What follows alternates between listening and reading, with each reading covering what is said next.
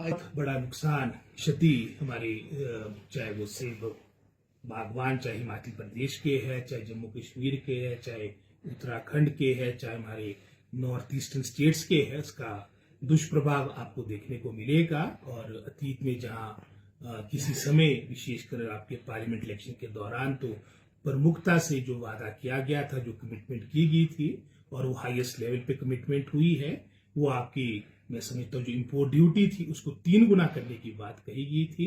आपकी एप्पल को special category में विशेष उत्पाद की श्रेणी में लाने की बात कही गई थी, चाहे वो 14 का पार्लियामेंट का इलेक्शन था, चाहे 2019 या 24 का आपका पार्लियामेंट का इलेक्शन था।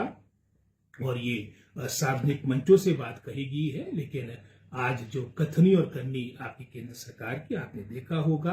अभी वर्तमान में तो यूएसए के साथ ये समझौता हो गया है, जिस तरह से वहां की इम्पोर्ट ड्यूटी में कटौती की गई, और इससे पहले भी न्यूजीलैंड भी और यूरोपियन यूनियन के साथ भी मैं समझता हूं आपका जो सेब होगा बड़े सस्ते रेट में इंडिया आएगा, बड़े कम मैं समझता हूं इम्पोर्ट ड्यूटी उसमें काफी स्लैश कर दी गई है, और इसका नुकसान हमारे सभी सेब बागवानों को, हमारे किसान और बागवानों को होगा। आप देखेंगे हमारे हिमाचल के किसानों को 90% हमारे जो किसान है वो लघु और सीमांत किसान है। हम किसी भी दृष्टिकोण से, विशेषकर जो हमारी डेवलप्ड कंट्रीज है, जो चाहे न्यूजीलैंड है, चाहे यूरोपियन यूनियन की सभी कंट्रीज है, चाहे अमेरिका की बात आती है, सभी विकसित राष्ट्र है, उनकी तुलना हम विकासशील देशों के साथ नहीं कर सकते हैं।